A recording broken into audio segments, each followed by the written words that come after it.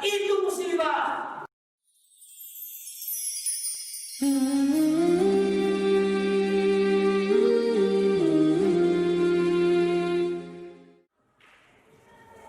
Innal hamdalillah nahmaduhu wa nasta'inuhu wa nastaghfiruh wa na'udzu billahi min shururi anfusina wa min sayyiati a'malina. May yahdihillahu fala mudilla lahu wa may yudlil fala hadiya lahu. Asyhadu an la ilaha illallah wahdahu la syarika lahu wa asyhadu anna Muhammadan 'abduhu wa rasuluh. Allahumma shalli wa sallim ala nabiyyina Muhammad wa ala alihi wa sahbihi wa man tabi'ahum bi ihsanin ila yaumiddin, amma ba'du. Fa ya ayyuhal hadirun, usikum wa iyaya bi taqwallah faqad fazal mu'minuna wal muttaqun. Ya ayyuhalladzina amanu taqullaha haqqa tuqatih wa la tamutunna illa wa antum muslimun. Faqala Allah ta'ala fil Qur'anil Karim, a'udzu billahi minasy syaithanir rajim. Bismillahirrahmanirrahim. Walladzina ja'u min ba'dihim yaqulun Rabbana ighfir lana wal ikhwanina alladzina sabaquna bil iman wa la taj'al fi qulubina ghillan lil ladzina amanu Rabbana innaka ra'ufur rahim. Shadaqallahul azim. Allahumma irhamna bil Qur'an. Ma'asyiral muslimin, sidang jamaah salat Jumat rahimakumullah. Tema khutbah pada Jumat sekarang, kewajiban muslim terhadap dirinya sendiri. Sidang jamaah rahimakumullah, kita bersyukur kepada Allah. Allah takdirkan kita lahir beragama Islam. Bagaimana kalau sekiranya Allah takdirkan kita lahir di Israel agama Yahudi, di Cina agama komunis atau anti Tuhan, atau di India Hindu, di Myanmar Buddha, di Jepang Shinto dan lain-lain sebagainya. Tidak ada saham kita sedikit pun dengan keislaman kita. Adakah kita menjual sawah, ladang, toko, rumah agar kita masuk Islam? Tidak. Semua adalah karena sayangnya Allah kepada kita, dan Allah takdirkan kita lahir dari rahim seorang ibu yang muslimah, seorang bapak yang muslim, di tengah-tengah perkampungan muslim, di negeri yang mayoritas muslim, dan di negara penduduknya terbesar umat Islam di dunia. Tidak ada gunanya kita kaya, tidak ada gunanya kita punya pangkat dan jabatan, tidak ada gunanya kita terkenal dan punya popularitas kalau sekiranya kita tidak beragama Islam. Tidak butuh kita semua pangkat dan jabatan, tidak butuh kita kekayaan, tidak butuh kita terkenal tersebut kalaulah sekiranya kita tidak beragama Islam. Kenapa? Karena dalam hidup kita meyakini Islam adalah sesuatu yang paling berharga dalam kehidupan kita. Sekalipun hidup kita sederhana, mungkin bisa jadi pas-pasan, dapat pagi habis petang untuk biaya sekolah anak, mungkin terkadang bersusah payah mencarinya, untuk biaya kuliah anak penting pulang bersekeringat. Namun itu semua sudah cukup bagi kita dengan nikmat Islam ini. Beri bagaimana sebagai seorang muslim yang kita bersyukur betul kepada Allah telah dilahirkan sebagai orang yang beragama Islam, sekarang tanggung jawab kita terhadap diri kita sendiri ada empat tanggung jawab muslim terhadap dirinya sendiri. Yang pertama, setiap muslim harus muhasabah.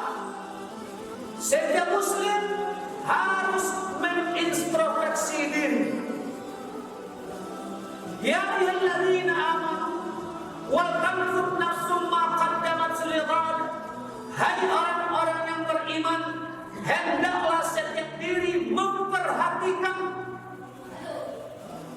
apa yang telah dia perbuat untuk hari esoknya. Ayat ini sangat pendek, sidang jamaah rahimahullah. Wal tanzur nafsum ma qaddamat lighad. Hendaklah setiap diri memperhatikan apa yang telah dia perbuat untuk hari esoknya. Di ayat yang pendek ini mengandung 3 dimensi waktu. Dimensi waktu sekarang, dimensi waktu yang telah berlalu, dan dimensi waktu yang akan datang. Hendaklah setiap diri memperhatikan, berarti dimensi waktu sekarang. Apa yang telah dia perbuat, dimensi waktu yang telah berlalu, untuk hari esoknya, dimensi waktu masa yang akan datang. Semua kita wajib muhasabah. Sudah 30 tahun umur kita, 40 tahun, 50 tahun, bahkan mungkin sudah ada yang di atas 60 tahun. Esok atau lusa, setiap kita akan bergantian dijemput oleh malaikat maut. Malaikat Israel datang memanggil. Siap atau tidak kita, suka atau terpaksa, ikhlas atau tidak ikhlas, semuanya akan berangkat. Tidak ada satupun yang akan bertahan tidak lama di muka bumi ini. Dan semuanya akan menempuh perjalanan yang panjang, mulai dari sakaratul mautnya sampai di alam barzahnya, berapa ribu tahun di alam barzah atau di alam kubur, Allahu a'lam bissawab. Sampai nanti hari berbangkit, matahari hanya 1 mil di atas kepala, yakni 1,5 kilometer. Tidak ada yang berbusana, tidak ada yang pakai sandal waktu itu. Semuanya bertumpul. Ada keringatnya setinggi mata kakinya, ada orang keringatnya setinggi lututnya, ada orang di padang mahsyar keringatnya setinggi pusatnya, ada orang keringatnya lebih tinggi daripada tinggi badannya. Pertanyaannya, kalau nanti saya sampai dalam perjalanan di padang mahsyar, bagaimana dengan hidup saya? Bisakah saya masuk dalam surga tanpa hisab dan tanpa azab? Perjalanan menuju sirat, melewati apakah neraka atau surga, perjalanan yang teramat panjang. Maka wajar kita semua, Allah ingatkan, hendaklah setiap diri memperhatikan apa yang telah dia perbuat untuk hari esoknya. Ini berbicara tentang hari akhirat kita yang pasti akan kita lalui. Bagaimana hari esok kita terhadap anak-anak kita, terhadap pendidikan anak-anak kita. Lihatlah sekarang ini apa yang terjadi. Dengan terjadinya corona merajalela ini, sistem pendidikan hancur, sistem ekonomi hancur, sistem pemerintahan hancur, sistem muamalah hancur, bahkan sistem dalam beribadah pun juga hancur. Sebagai contoh, tidak lapang kita untuk umrah, bahkan haji saja tahun ini ditiadakan untuk kita. Artinya apa? Seluruh lini betul-betul mendapatkan akibat dari semua yang terjadi, dari semua dosa, dari semua kekhilafan, dari semua maksiat demi maksiat yang dilaksanakan. Pendidikan terutama hari ini, pendidikan kita menangis. Sudah 3 bulan mestinya anak-anak kita duduk di bangku pembelajaran, masuk kelas, tapi apa yang terjadi?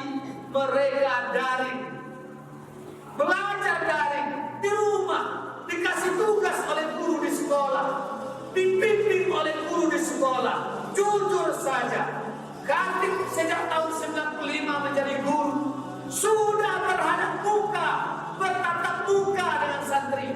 Belum juga terkadang mereka fokus, belum juga terkadang mereka mengerti terhadap yang kita ajarkan, apalagi di saat hanya sistem daring. Tapi kita patut curiga, kenapa di tempat rekreasi tidak ada corona? Kenapa di tempat-tempat kuliner tidak ada corona?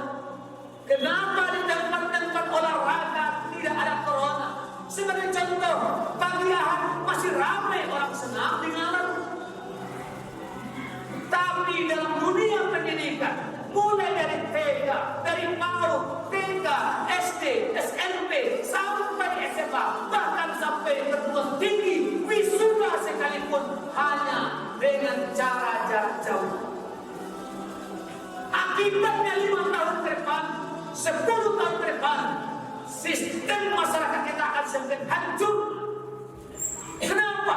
Setiap anak diberi handphone, diberikan Android, tidak bisa handphone 250.000, tidak bisa handphone 300.000, harus handphone Android yang canggih. Bahkan tidak cukup dengan handphone saja, tiap sebentar kita isi paket anak-anak kita. Belajarnya setengah jam, belajarnya 1 jam, main handphonenya, game online-nya, atau Facebooknya, medsosnya 5 jam. Sehingga apa yang terjadi? Kedepannya sama-sama kita lihat kehancuran negeri ini, kehancuran masyarakat kita. Kalaulah orang tua tidak mewaspadai terhadap kondisi seperti ini, maka bersiap-siaplah, bisa jadi korban-korban itu adalah investasi yang berharga dalam diri kita. Siapa itu? Bunaya, anak-anak yang kita sayangi, anak-anak yang kita cintai, anak-anak yang kita harapkan menjadi orang-orang besar di masa yang akan datang. Bisa jadi dia adalah menjadi korban. Alhamdulillah, dikatakan corona tidak ada, memang ada orang positif. Tapi dahulu, awal-awal dulu, awas kalau kena corona. Anda adalah orang berikutnya yang masuk di dalam kubur, dibawa ke randa, pakai pakaian oke. Banyak orang-orang di sekitar kita kena corona positif. Pak Haji ini positif corona, Bapak Haji ini positif corona. Kemudian salah seorang korban tersebut menelpon, Ustaz mohon doakan. Ya insya Allah kami doakan, dan kami cukup bersedih dengan musibah yang menimpa abang terhadap corona ini. Bagaimana kondisi abang sekarang? Tidak ada masalah, Ustaz. Tetap aktivitas di rumah seperti biasa. Kalau olahraga masih bisa di rumah, atau aktivitas di rumah, tidak ada halangan. Tidak mendemam badan, tidak sakit, tidak panas, tidak flu, terus yang tidak ada kayak biasanya. Akhirnya keluar istilah OTG, orang tanpa gejala. Terkadang, maaf saja, kita harus curiga. Percaya itu sulit, tidak percaya memang ada.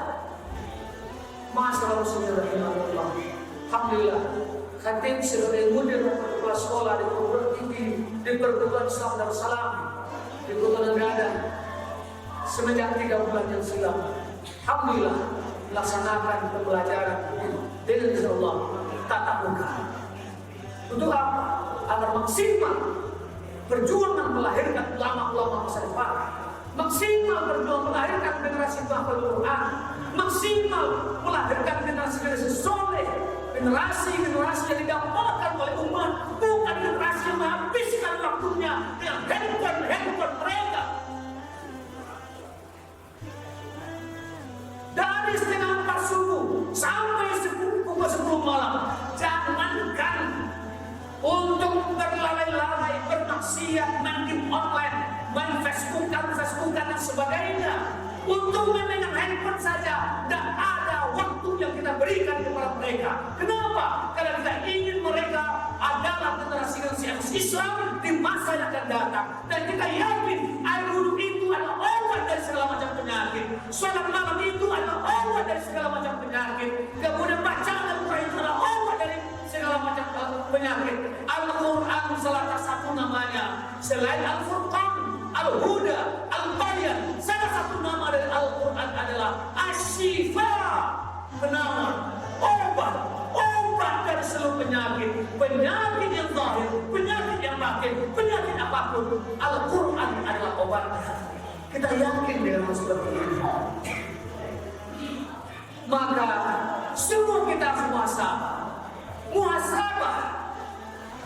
Sedangkan Allah tidak ada khilaf dan salah rasanya.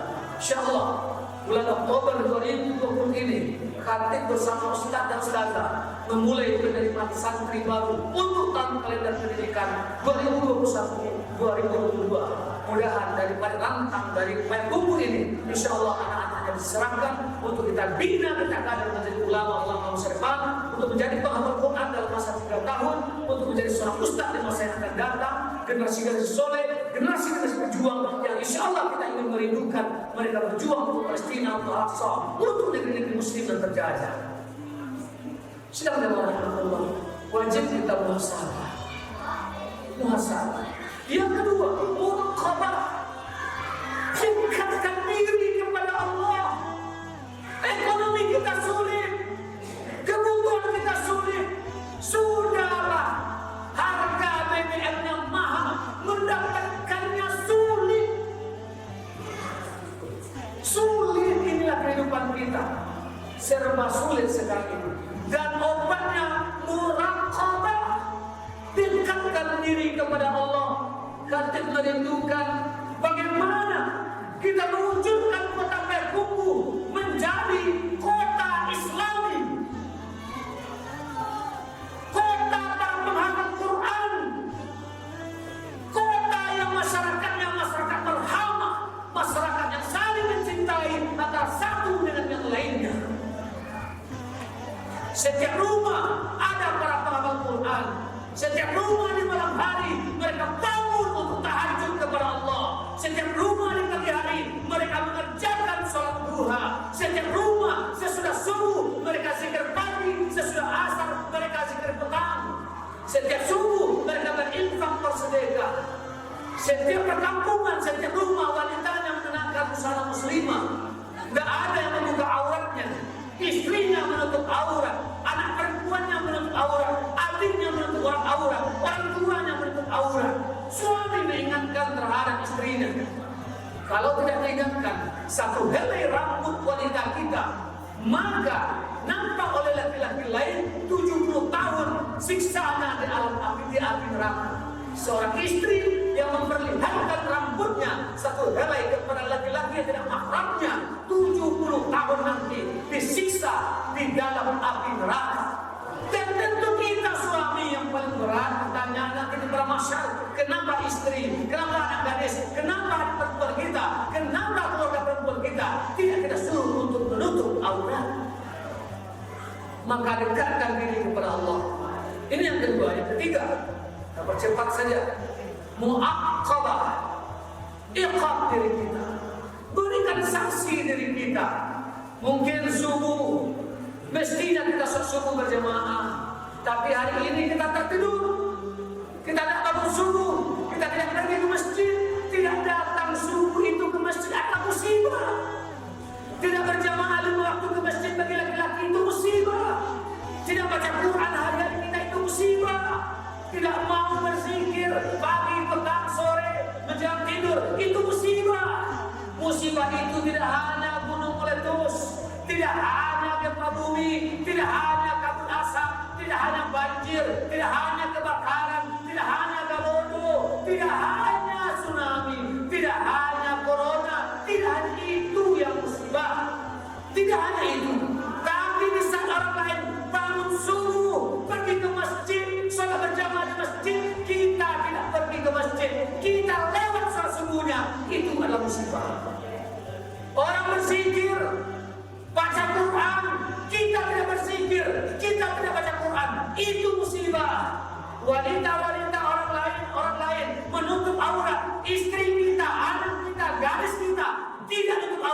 itu musibah, dan musibah syariah ini lebih parah, lebih berbahaya, lebih mengakibatkan sesuatu yang lebih besar dibandingkan musibah banjir dan sebagainya tadi. Maka ikut diri kita, jangan biasakan untuk lalai, untuk malas, untuk maksiat dan sebagainya. Terakhir, mujahadah. Apa itu mujahadah? Sungguh-sungguh. Sidang jamaah Jumat rahimahullah, di poin mujahadah itu kita mari bangga dengan Islam kita, bangga dengan agama kita, betul-betul tampakkan sebelah kita.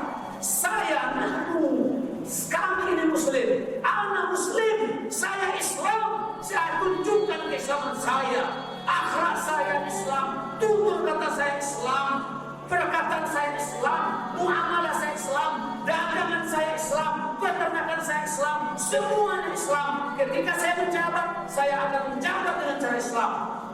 Semuanya kita terapkan dengan prinsip-prinsip Islam.